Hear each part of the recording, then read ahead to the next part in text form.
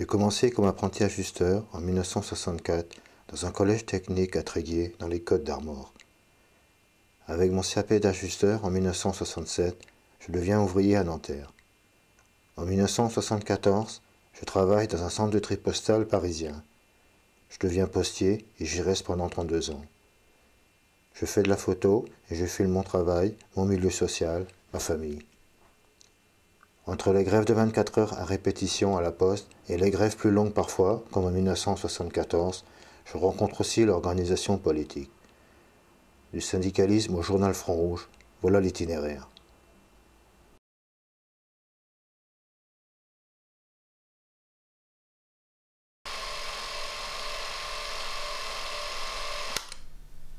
Tu es la plus drôle des créatures, en somme. Plus drôle que le poisson qui vit dans la mer sans savoir la mer. Et s'il y a tant de misère sur terre, c'est grâce à toi, mon frère. Si nous sommes affamés, épuisés, si nous sommes écorchés jusqu'au sang, pressés, comme la grappe pour donner notre vin, irais-je jusqu'à dire que c'est de ta faute? Non. Mais tu y es quand même pour beaucoup, mon frère. C'est de qui? Nazım Hikmet, 1948.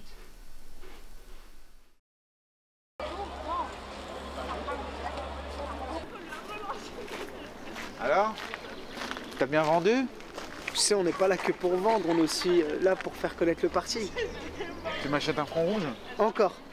Bah, je t'ai bien acheté ton journal la dernière fois. Ouais, mais alors arrêtez de dire qu'on est pour le capitalisme d'État. Bah arrêtez de dire qu'on est payé par la droite. T'as lu notre dernier tract sur Mitterrand? Bah oui, quelle question, n'importe quoi. Quoi n'importe quoi? Il était pas au pouvoir pendant la guerre d'Algérie? Ouais, bah je sais. Ah bah oui, tu devrais le savoir en tout cas.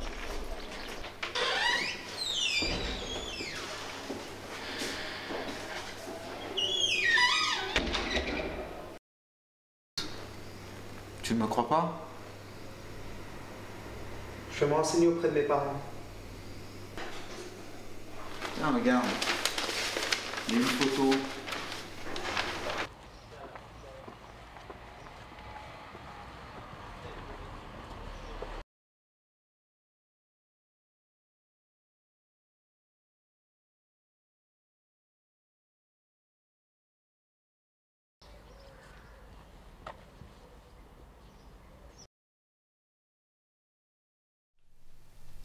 Je voudrais te parler de Staline. Bien sûr. Vas-y, parle-moi de Staline. On connaît pas bien sa vie, hein, finalement. Bah, il faut lire le livre de sa fille, Svetlana. 20 lettres à un ami.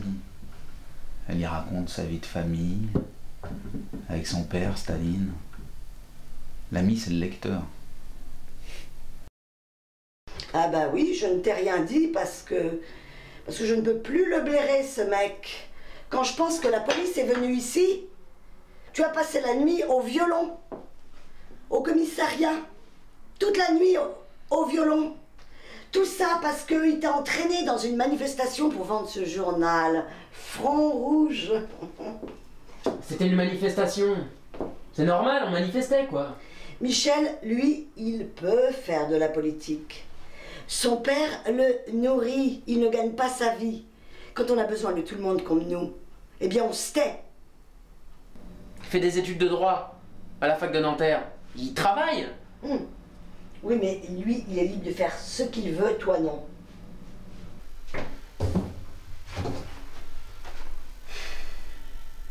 Pauvre mec. Pauvre con.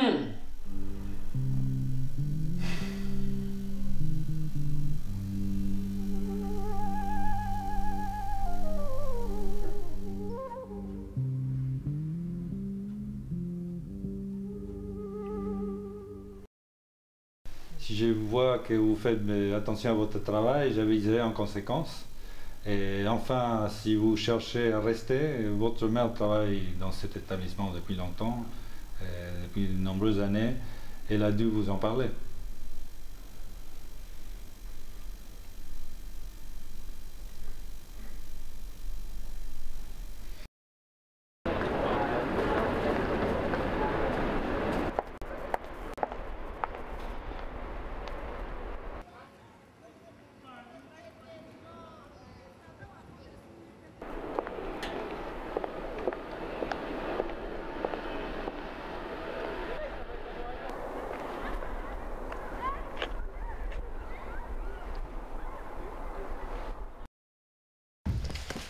Attends, bouge pas. Je voulais te prêter un truc. Tiens, c'est un bouquin en fait sur Rosa Luxembourg. Bah, tu le lis si tu veux et puis après on peut en parler ensemble. Spartacus. Moi je connaissais pas cette revue. Bah, justement en fait, cette revue, elle a été créée par un militant autodidacte. Le type s'appelait Paul Lefebvre. Et en fait, il finançait lui-même la revue avec son salaire de maçon. Et c'est lui qui a fait connaître Rosa Luxembourg au début des années 30 en France. Donc grâce à la revue Spartacus. Ok.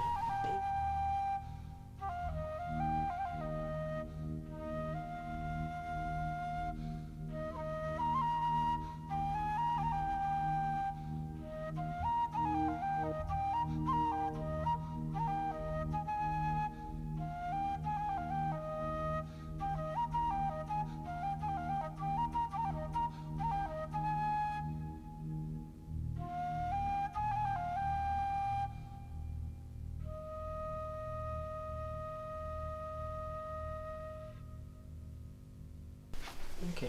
Et je voulais savoir si t'étais libre demain soir. En fait, je vais voir une dame menacée d'expulsion.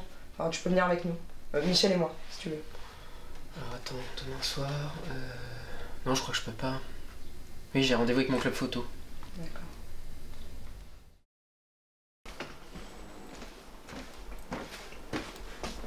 Vous êtes encore au lit? T'as vu le temps? Il est pourri. Et puis nous, c'est notre jour de congé.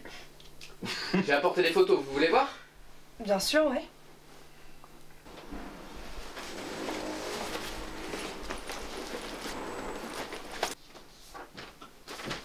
Tiens.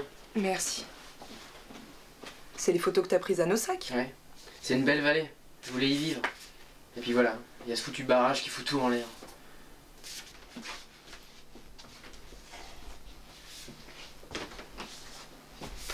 Mais on va faire quoi maintenant du journal? Hein? Les articles sur les grèves? Les faits divers?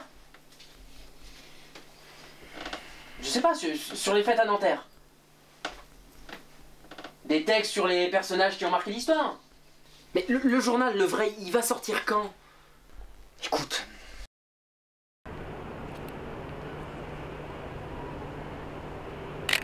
Alors c'est ça les tours de la Défense? Ouais. Les hauts lieux du pouvoir. Tu sais que c'est les Algériens qui ont construit la Défense? Non. Je te jure. Ils sont arrivés en France en 62, pour la plupart. Ils logeaient dans les bidonvilles, à Nanterre.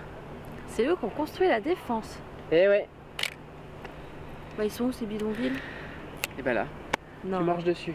Je te jure, c'était ici.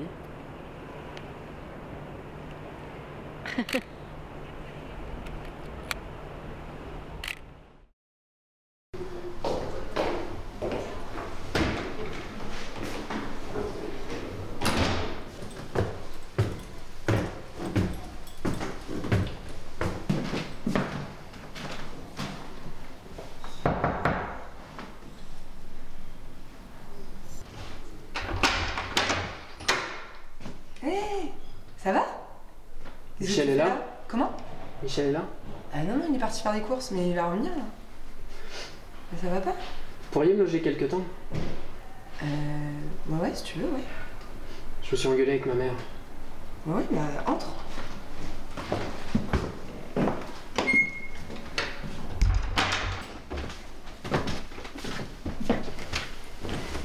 Tu veux boire quelque chose? Non. Alors, qu'est-ce qui s'est passé avec ta mère?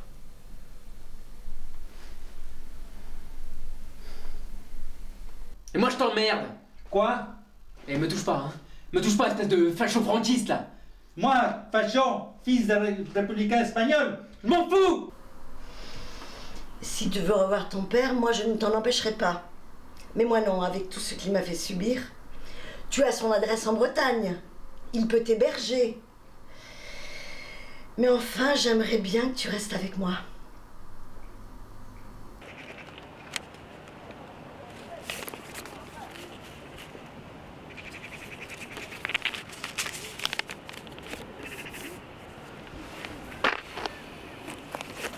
Je tiendrai bien un mois avec cette paye.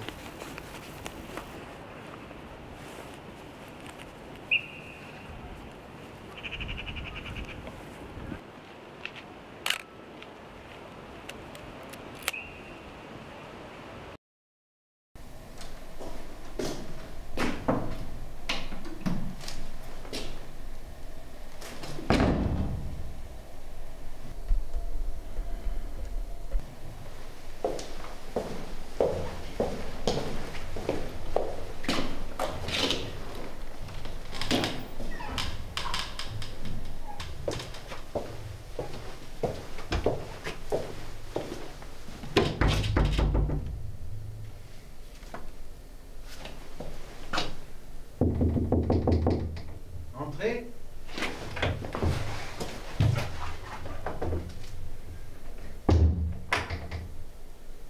Je devais proposer ce soir-là à l'assistance un exposé sur les comités de soldats. Je venais de finir mon service militaire et j'étais encore en contact avec le comité de soldats de ma caserne. Je leur proposais de consulter quelques brochures que j'avais imprimées clandestinement avec les soldats de ma caserne. Et c'est ce soir-là que j'ai rencontré pour la première fois Cécile.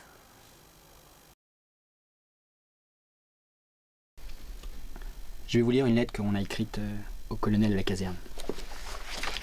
Alors, Monsieur le colonel, réunis ce soir au sein de notre organisation d'anciens combattants du 1er Rama, nous tenons à vous faire part de notre sentiment après cette année passée à vous servir.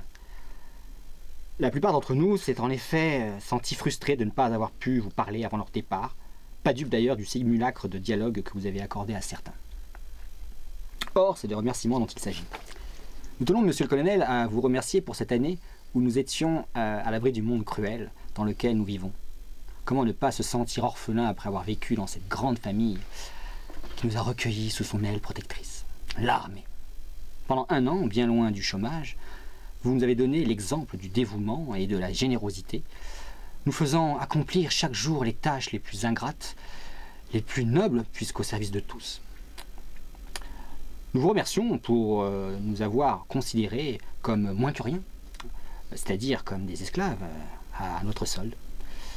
Nous vous remercions pour avoir voulu nous apprendre à combattre, et ce, principalement dans le but d'une grande guerre civile ou d'interventions impérialistes qui ne seront jamais les nôtres. Nous vous remercions pour avoir fait de nous des hommes, cheveux courts, grande gueule et grands buveurs devant l'Éternel, puisque telle est l'image de marque de nos supérieurs. Pour cela aussi, nous devons vous remercier. Ne plus penser entre dans notre rôle de soldat, soumis à votre bon vouloir, prêt à exécuter vos ordres, c'est-à-dire prêt à briser les grèves, prêt à tirer sur les populations, puisque vous essayez de nous faire oublier que nous sommes avant tout des civils. Et cette tâche qui est votre mission principale, vous ne la réussissez que par la peur, et la peur, monsieur le colonel, est une arme désespérée d'impuissants. La preuve en est cette lettre écrite grâce à un comité de soldats que vous devez commencer à bien connaître et que nous vous envoyons afin de vous prouver que votre but n'est pas atteint et que nous sommes fiers de votre échec. Nous vous remercions une dernière fois pour nous avoir lus jusqu'au bout et nous avons l'honneur, monsieur le colonel, de ne pas vous saluer. Et toi, t'as quoi comme pratique sociale? Je viens de vous l'énoncer. Pendant mon service militaire, j'ai participé à un comité de soldats. Et leurs revendications sont les brochures que je vous ai apportées. Oui, mais est-ce que l'expérience, c'est tout? Ben oui. Sinon, tu restes un observateur de la vie. Toi, par exemple, tu es postière dans un centre de tri. Tu synthétises des informations et tu voles rien à personne.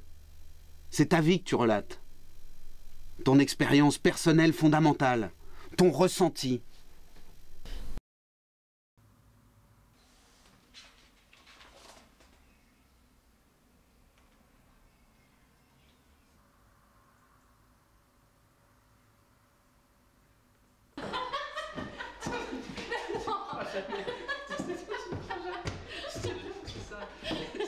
Non. Si. Mais non. Je te jure, tu vas jamais y croire. Comment je peux y croire? Allez, là, c'est là.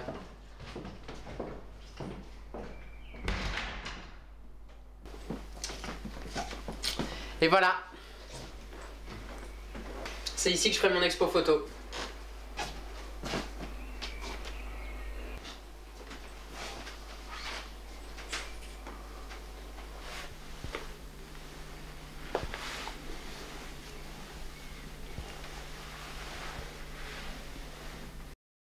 Figure-toi que l'appartement est à mes parents, alors tu vois. Ah.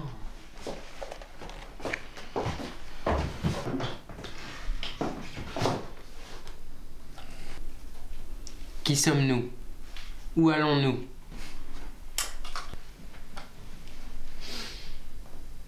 Voilà la vraie question du siècle. sais que j'ai filmé à Longwy avec. Elle rêve des chirurgistes.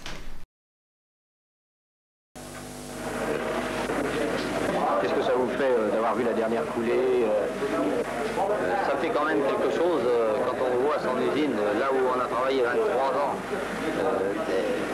et qu'on sait qu'elle doit être arrêtée définitivement.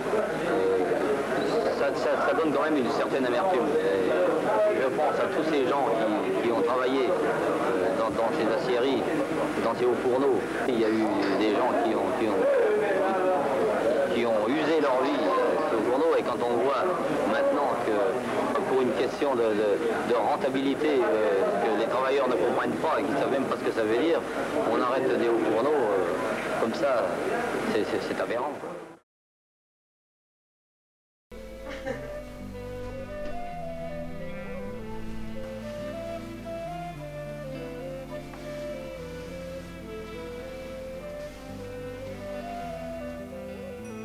Je lis le jour et la nuit, dans tes yeux. Je t'ai trouvé, je me retrouve, je me réconcilie avec le réel.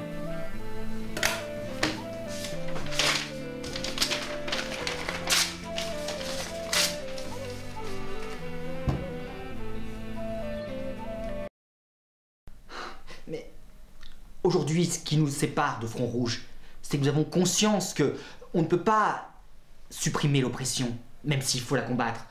Qu'on ne peut pas supprimer l'injustice, l'exploitation, même si bien sûr il faut lutter contre elle.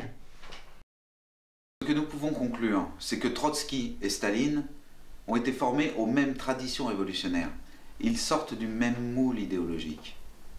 Mais est-ce que cette bureaucratie était une caste ou une nouvelle classe dominante? La question est ouverte. Qui veut prendre la parole? Le conflit entre Trotsky et Staline, c'était surtout un conflit de clan. Si Staline avait perdu, il aurait probablement subi le même sort qu'il a infligé à Trotsky. Trotsky, c'était un bureaucrate aussi, faut pas oublier.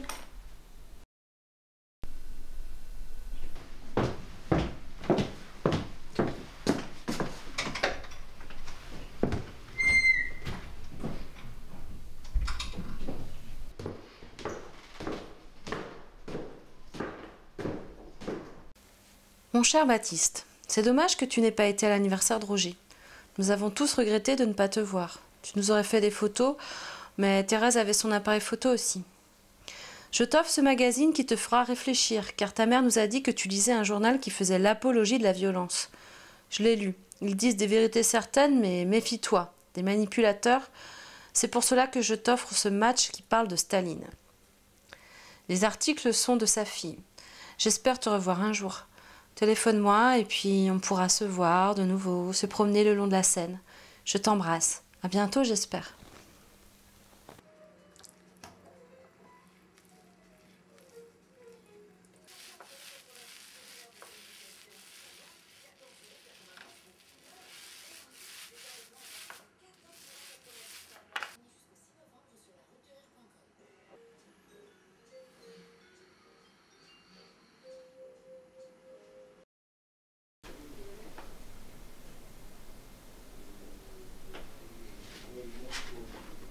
Construire le parti? Oui, un parti anticapitaliste. Mais vous parlez pas de nos sacs? Et du projet de barrage dans la vallée? Bah justement, fais-nous un article avec tes photos. Ok. D'accord. Je vais préparer ça. T'es pas venu à la dernière réunion? Non, je peux pas. Je travaille tard le soir, vraiment. Tu fais quoi? En ce moment, je retape un appart. On commence à avoir beaucoup de cercles en province. On est présent à beaucoup d'endroits.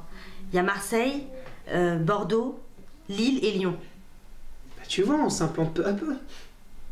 Mais on reste une secte. Bah alors, on n'est pas un parti électoral. Les intellectuels ont fait qu'interpréter le monde. Il s'agit maintenant de le transformer.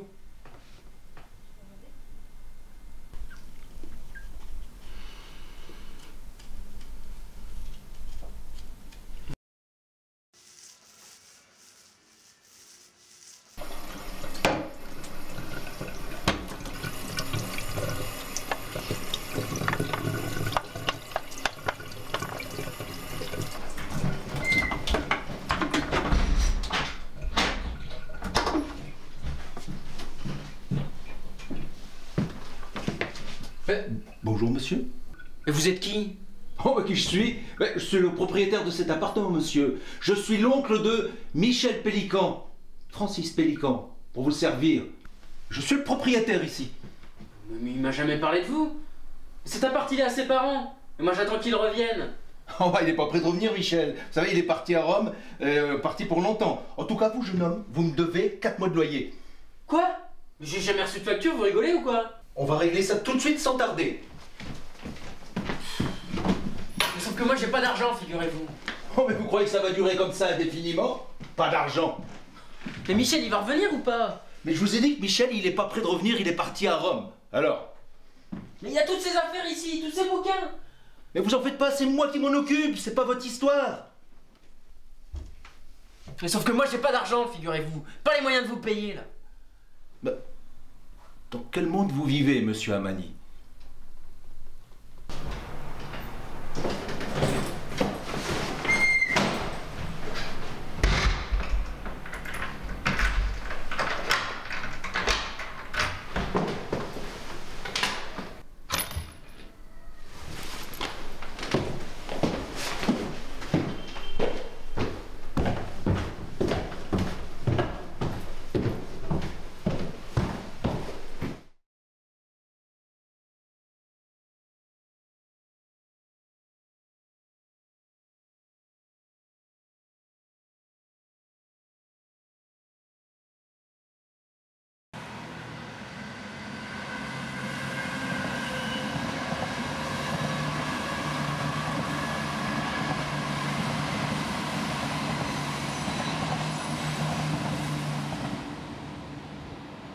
Tu sais, je me suis fait virer de l'appartement de Michel.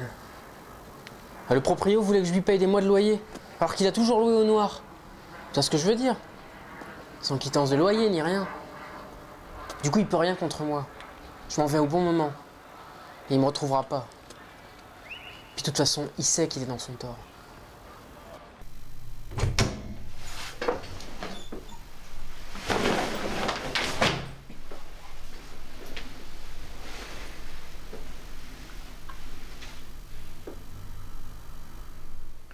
Tu te rappelles, Michel, une fois dans un café, ce qu'il nous a dit? Nous vivons dans le chaos et la révolution est introuvable.